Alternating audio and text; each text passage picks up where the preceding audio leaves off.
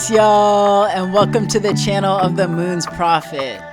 Today is a really big day. Today is January 26, 2026, and if you've been tuning in, you already know what that means. Today is the day that Neptune enters Aries. This is the beginning of a brand new era characterized by fires both creative and destructive. It is a really huge deal that Neptune is entering Aries. So if you want to know more about that, please check out my video on the topic, because today we are talking about the full moon in Leo, which comes to us in a very unique and exciting moment in time. First off, it's the first full moon of the era of Neptune in Aries. See, everything keeps coming back to that, Neptune entering Aries. Second, it arrives as the third act in a 6-act drama. The times we are living through are exceptional. There's just no other way to put it. And it's helpful to think about this period of time in terms of 6 acts. So let me break this down for y'all. Act 1 was the Capricorn new moon on January 18th, for which all the planets pulled up. Every single major planetary body in our solar system was either conjunct the new moon or in strong aspect to the new moon. The geometry was just gorgeous. It felt like a grand convening of all the planets. Chef's kiss. As well, the Capricorn new moon coincided with the strongest solar energy storms observed in more than 20 years. Wow. So on the new moon, the sun emitted a major burst of energy, and that burst of energy traveled through space and hit the electromagnetic field of the Earth. Often, energy in motion reveals itself as light. So this transference of energy from the sun to the Earth was accompanied by auroras that reached far beyond their usual regions. They stretched as far south as Southern California. So we gained a lot of energy in the days after the new moon in Capricorn. As I just said, the sun gave us all this energy, and that was truly aligned for the lead up to Act 2, because Act 2 is Neptune entering Aries. That's what's happening today as I'm making this video. Think about it. In the days before a grand new era of fire begins, we get a bunch of fire from the sun. I can't make this stuff up. A few days after that, we get Act 3. That's the Leo full moon. That's what we're talking about today, so stay tuned. Then some days after the Leo full moon, we have Act 4. That's Saturn entering Aries on February 13th. Remember, Neptune defines the climate. Saturn delivers the weather. So for the next 26 months that Saturn is in Aries with Neptune, Saturn will shape how we experience Neptune's lessons. And then a few days after February 13th, we have Act 5. That's the new moon solar eclipse in Aquarius on February 17th. Perhaps y'all have noticed a pattern by now.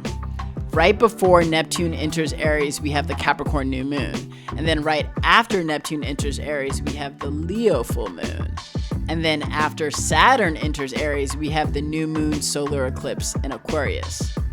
Each major transit is followed by a new moon or full moon that helps us to integrate it. The new moon solar eclipse in Aquarius will be profound preparation for what happens just a few days later. That's Act 6. That's Saturn and Neptune conjunct in the very first degree of Aries. That's the very first degree of the entire zodiac. That happens on February 20th. This is the most important astrological conjunction in our lifetimes. There's just no other way to express that. So we're in a season of back-to-back astrological big hitters. That's a lot of acts. So I'm going to flash them up on the screen for a moment so y'all can take a screenshot. Okay, cool. With all this activity swirling, this full moon is a moment of pause. It's a moment to get still. It's a moment to connect to our hearts and to feel how we are doing in this brand new era of Neptune in Aries. We're on Act 3. We have 3 more acts to go. So it's a moment of rest, of catching our breath. With that in mind, let's ground into the chart for this full moon. Here we have the chart for the Leo full moon. The moon is here in Leo, and across from the full moon, we see a familiar group of planets. We've got Pluto here, and then we've got Mars, we've got the Sun, we've got Venus, we've got Mercury. Now, at the new moon in Capricorn, Mars, Sun, Venus, and Mercury were on the other side of Pluto down here in Capricorn. This is what I was referring to as the Capricorn stellium. Now, at the full moon in Leo, Mars, Sun, Venus, and Mercury are on the other side of Pluto in Aquarius. So the Capricorn stellium has become the Aquarius stellium. And because of that, this Leo full moon grows very clearly out of the new moon in Capricorn. It's the same story continuing.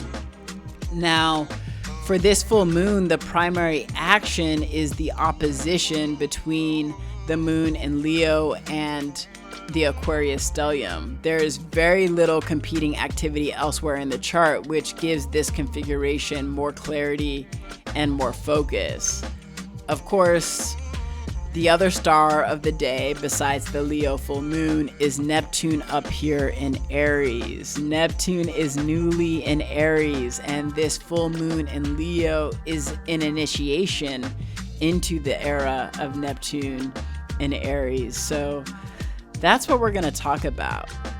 But the main thing I want y'all to know is that this is a relatively calm full moon. That may sound strange because Leo is anything but calm. Leo is the performer. Leo is the star. And yet astrologically, the chart is simple and contained. And while it's quiet, Leo is still the performer, the royal, the one who believes deeply in their right to be seen, centered, and celebrated. Aquarius, on the other hand, is oriented toward the frontier, toward invention, originality, and ideas that exist beyond approval or applause. Aquarius represents the part of us that follows the truth, even and especially when it is not socially acceptable. Leo loves a stage. Aquarius loves the edge of the unknown. So these two exist in clear polarity. Another thing to note is that Leo is uniquely solar. The moon in Leo receives power from the sun in a way other full moons do not. There is an intimate circuit between the luminaries here. The sun and moon are in direct relationship, heart to center. And as I mentioned before, this full moon arrives between 2 very intense new moons.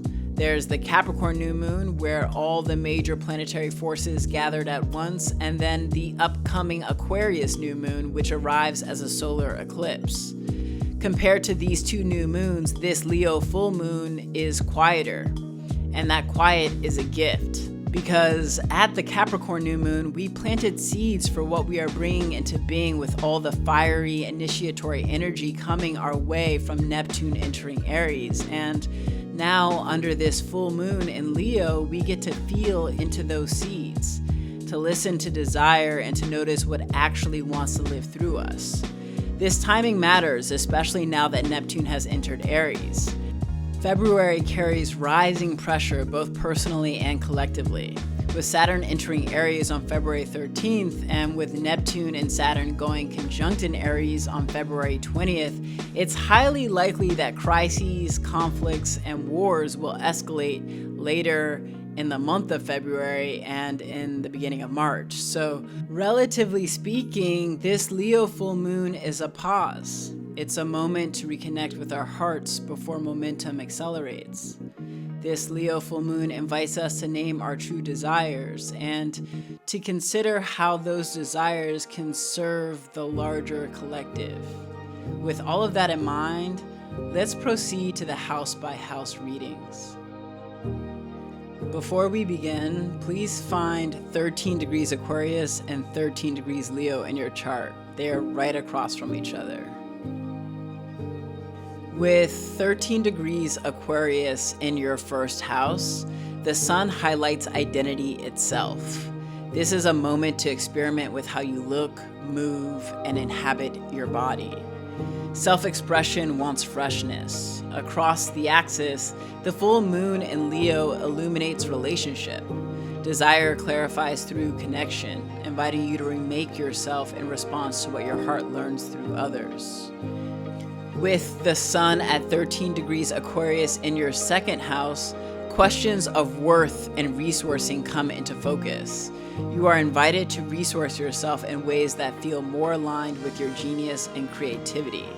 Value is being redefined. At the same time, the full moon draws you into deeper intimacy, inviting you to explore shadow work and intimacy practices that make you feel really safe. Now, if you have the sun in Aquarius activating your third house, your voice is evolving. The way you speak, think, and interpret reality wants to feel more authentic. Conversations can open new pathways, and opposing this, the full moon asks you to integrate joy into your worldview, letting curiosity and delight shape how you perceive and communicate. With the sun at 13 degrees Aquarius in your fourth house, home and belonging are ready for renewal. You are claiming emotional ground that reflects who you are becoming. Your roots shift quietly, and across the sky, the full moon spotlights vocation and visibility, inviting public works that grow from inner truth rather than from inherited expectation. Now, the fifth house is archetypally connected with Leo, so with the sun traveling through Aquarius in your fifth house, joy, pleasure, and play ask for expression without performance. This is about delight for its own sake. Opposite this, the full moon brings attention to your connections to community, supporting you and opening up your heart when it's able to give in service to a larger whole. Now for the sixth house. If the sun at 13 degrees Aquarius is in the sixth, daily rhythms and rituals come under review. How you work, care for your body, and offer service is ready to evolve. And small shifts matter here. Meanwhile, the full moon on the other side opens the 12th house, inviting dream time, intuition, and rest to weave into everyday life. With the sun in Aquarius illuminating the 7th house, partnership is a space of individuation. How you meet others and share power becomes clearer. Authenticity in relationship is key. So the full moon in Leo reflects back what these connections teach you about yourself, revealing where mutual recognition truly lives.